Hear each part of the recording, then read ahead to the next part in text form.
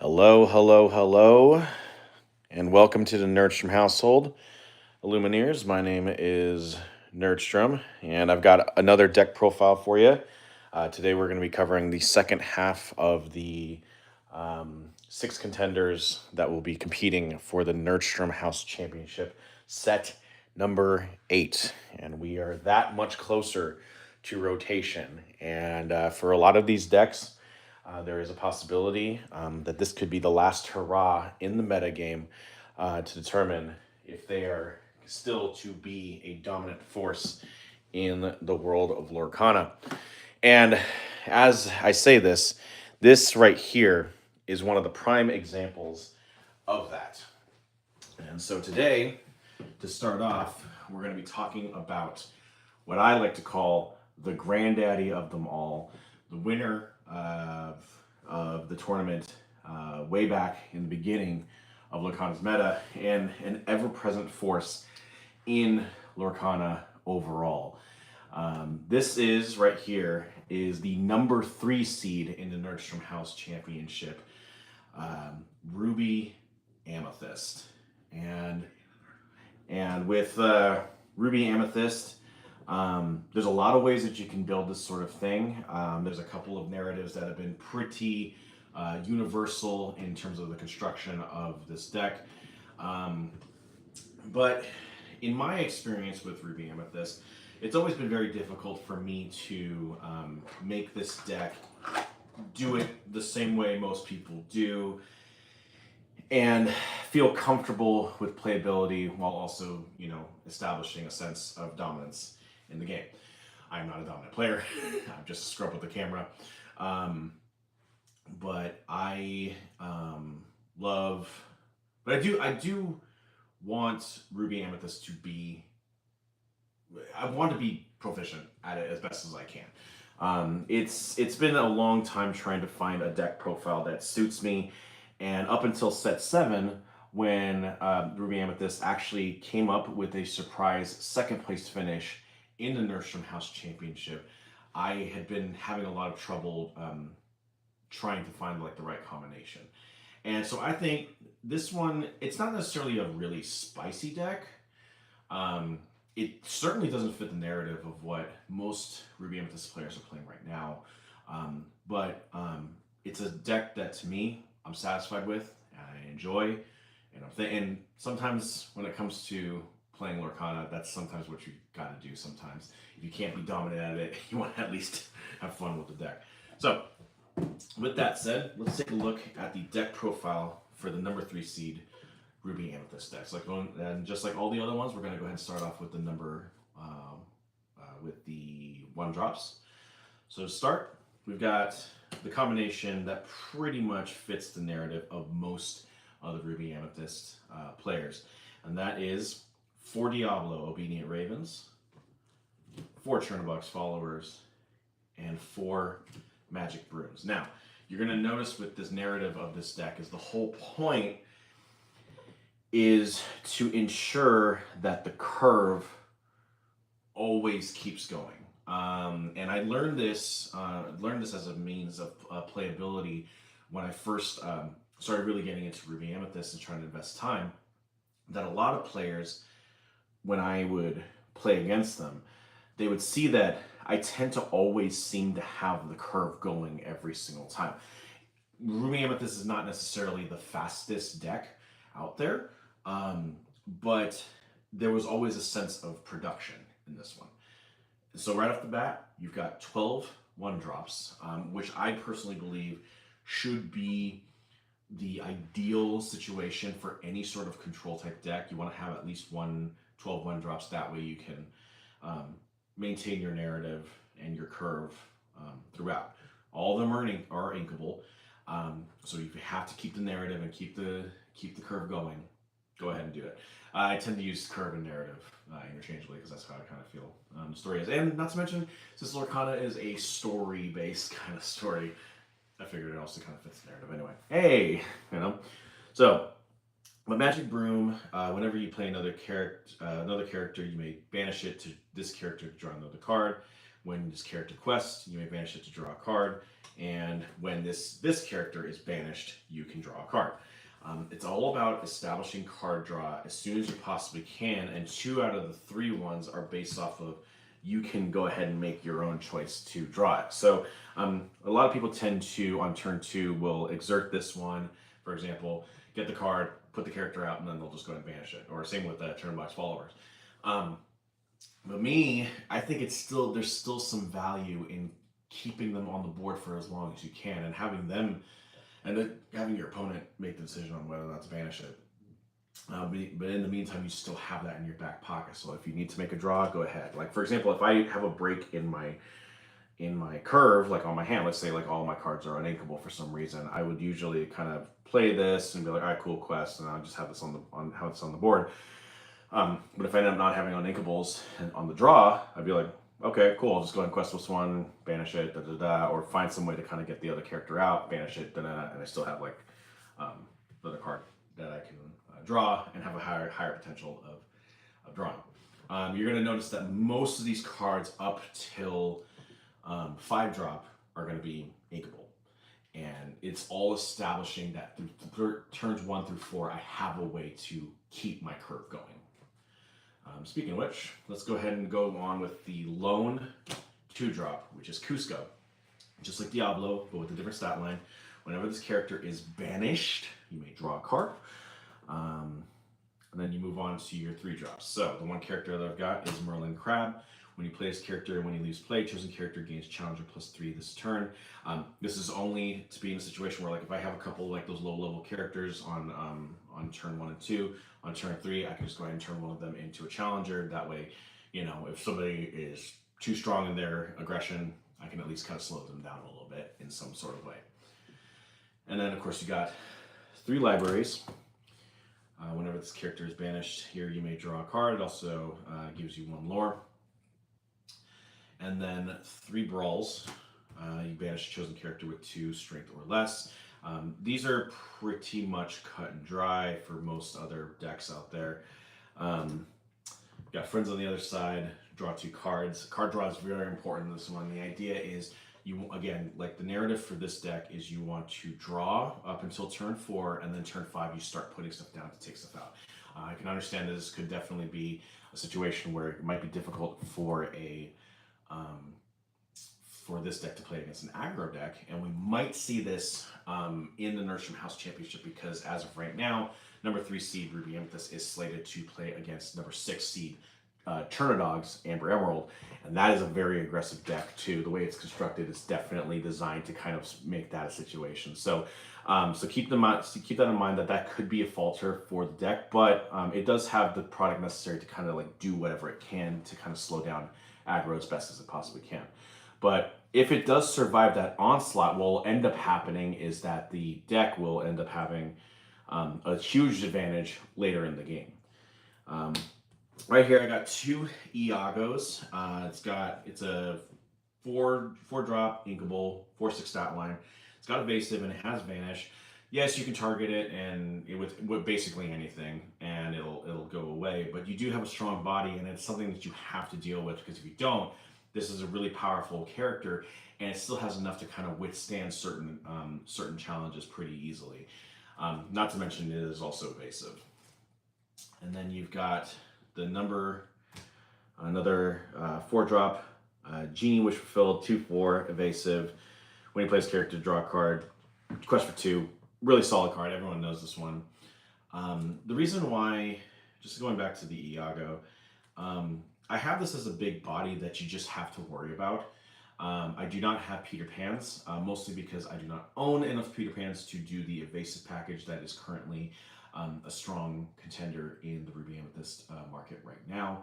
I only have 1, and because we don't know if Peter Pan Shadowfinder is going to make a presence known for this next rotation, I did not want to invest time and money into buying some. So, but yeah, Genie generally is usually going to be the guy, and if I can't get a Genie, then I'm going to try to put 3 rabbits out. Same kind of deal, except when you play this character and when he leaves play, you can draw a card. So you get a character on the play, you can get a character when it leaves play. So definitely a useful card and can get you out of a lot of situations quite often. And again, since set 2, this has been a pretty prominent card in the game right now, and it's always been like that for quite a while. That's the reason why it's one of the best ones out there. As a little bit of spice on here, I do also have one copy of Everybody's Got a Weakness. It's a 4-drop inkable.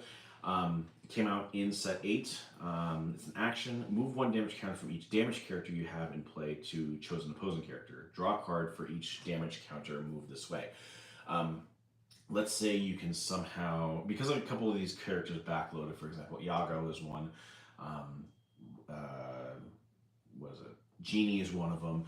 You can put this one out, have one of your characters have a couple of your characters challenge that can still kind of take the hit and still withstand it, and then have them challenge, and then you can move the damage counters from that damage character to like another one. So in some cases you can finish off things like Maui Shark if you time it right. If you can get rid of things like Rhino, because one of the things about that is that you're taking a damage counter and you're just putting it on a character. So that's how you can get around Rhino with its resist, because you're not damaging, you're just putting something on there. It's like, here you go, this is a damage counter. So that can be a really interesting way to kind of do this. And on top of that, you get draw, which is really nice. So yeah.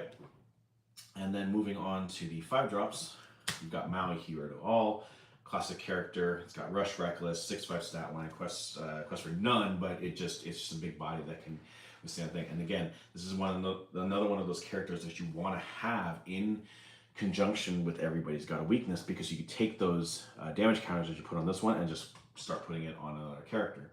So yeah, it could be definitely a really solid option. I also do have 2 bells. Accomplished Mystic, same kind of deal as Everybody's Got a Weakness, except you move up to 3 damage counters to a chosen opposing character. You won't get the card draw, but you get more damage counters that you could put on another character and take it out. So for example, if you somehow get 3 damage on a let's say a Rhino, for example, right? You could in theory like take those damage counters from that big body, like say Maui, that went ahead and challenged everything else, and you can put those damage counters on Rhino, and before you know it, it's already taken out because it's got 3 damage counters, and that's how much damage you need to do in order to get rid of Rhino. Rhino's a really big and impressive force in the meta, and that's the reason why I'm using it as an example. That's the reason why. So, and then I've got, just in case, I got a little backdoor. I got 1 copy of Finders Keepers where you draw 3 cards. Sometimes you just need that, you know, in the right place in the right time. And I also do have 1 copy of Dragonfire, where you banish a chosen character. Sometimes you don't need to do all. Sometimes you just need 1. Also, I just wanted to have a flex to show off an enchanted. Why not? All right. Now, here's an unorthodox kind of decision, especially with this meta, with this deck being built the way it is. But I do really like this card quite a bit. I've got Maui, Half Shark. It's a 6-drop inkable, 7/5 stat line. It's evasive, a quest for 1, and whenever this character challenges another character, you may return an action card from your discard to your hand. And whenever you play an action, you gain a lore. Now, I understand that in a deck like this one that doesn't have like some like the most significant actions. I mean, yeah, you got Be Prepared and all that kind of stuff, but like, it doesn't really rely on it as much. But it's good to know that it's there and you can always use it in a situation. Now, the main reason why, I'll show you in a second. Before I do that, I also do have 2 Lady Tremaines. Lady Tremaine has been a prominent fixture in Lorcana going back to set 2. I do have the Enchanted. Again, it's another reason for me to show it off. But yeah, 6-drop, uninkables, 3/4 stat line, quest for 2, shift 4, and when you play this character, each opponent chooses and banishes one of their characters. There could be situations where like somebody's stuck with a whole bunch of ward characters over on the board. If you can somehow like get rid of all the other characters that are around it that are not warded or evasive, you can use this one to kind of make them do the choice. And sometimes it's kind of important that you do that, because then they do whatever they can to kind of reduce the amount. So, and then here's the reason why I actually do have Maui Shark in the first place. A lot of people know about this one, Pirate Slave. Sing Together 6. It's an action song, 6-drop inkable. But basically, each opponent loses 2 lore, you gain 2 lore. And if you use it in conjunction with Maui Half Shark, now all of a sudden you have 3 lore. And on top of that, you can challenge it, bring that Pirate's Life back to hand, put it in the thing.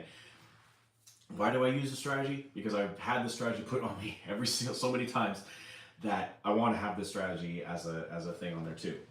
It's power creep. You can kind of slowly get the momentum back in your favor. And I've had situations where I can be up by 11 lore to none, and this card can single-handedly put somebody back in the thing because I just can't rush fast enough in order to kind of win the game that way. But yeah, Pirate's Life, solid combo. I love it with Half Shark. And again, there's still things like you can use it to bring back Pirate's Life. You can do Be Prepared. You can do Friends on the Other Side. You know, all that kind of stuff. And it's totally in play. And speaking of Be Prepared, 7-drop. Banish all the characters. You know this. You know it. Love it. I don't know if this song is going to make it in the meta, but I think it's just not a Ruby deck if it doesn't have it on there. So, and I think it's necessary for every deck to kind of have some kind of board wipe on there. In a lot of ways, I kind of wish that like each deck color had some sort of all characters kind of thing. Like Ruby's got Be Prepared, Steel's got Grab Your Sword, which deals 2 damage. You've got Undersea, which takes strength 2 or less and puts them underneath, puts them at the bottom of the deck. Send them all back to hand. I don't even know. Like that could be a cool thing. You could also do that would be a really good Emerald.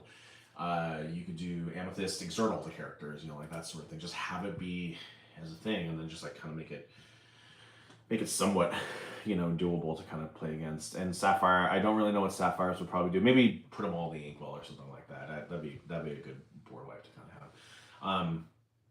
But yeah, since Maui is there, you banish the characters, and yes, Maui goes away, but you still get the lore in return, and sometimes that can win you the game. I had an example of that happen to me, I think at Geek Fest, where some guy did banish all their characters and won the game, which is won with that because they had Maui Shark on the board. So that can happen. So, and then to wrap things up, you've got 1 8-drop, and it's Monstro, Infamous Whale. 8-drop inkable, 6/8 stat line. It's got Rush, quest for 2. You can choose and discard a card. You can ready this character, and he can't quest for the rest of this turn. So you can quest with it for 2, and then like put it back up, and then you can start challenging all the other characters. So you can still get the 2. Or in the case of this one, you can rush it, ready, rush it, ready, rush it, ready, for as long as you have cards. And because this deck has so much card draw, there's a possibility that you can do that. And then if you ever have a situation where you have too much damage counters on there, you can always just go ahead and put the damage counters on other characters by using Bell, or Everybody's Got a Weakness. So like you have those in your back pocket just in case. But it is a really big body, and you have to deal with it. So like it's definitely really tough. So last time it's at 7, this made a surprise 2nd place finish, and right now it's the 3rd seed. And I'm kind of curious to see what this deck does in Nerdstrom House Championship. There is a possibility that once the rotation does happen, Ruby Amethyst might not be a viable situation. I mean, I can't say that for every single deck that is a possibility, but in the case of a deck like this, which has been so prevalent for so many sets, this could be just like Steel Song. It could be a swan song for the granddaddy of Maul, Ruby Amethyst. And if you want to know the outcome of this sort of situation, you gotta come and like, share, and subscribe to all my content here at Nerdstrom 321.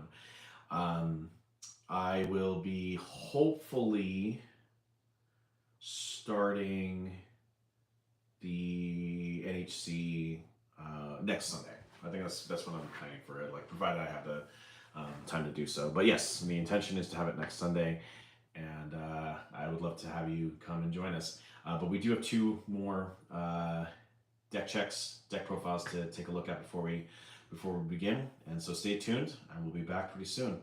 Until next time, my name is Nerdstrom, reminding you that just because I play against myself doesn't mean that you have to. Go out making friends, and let's get nerdy.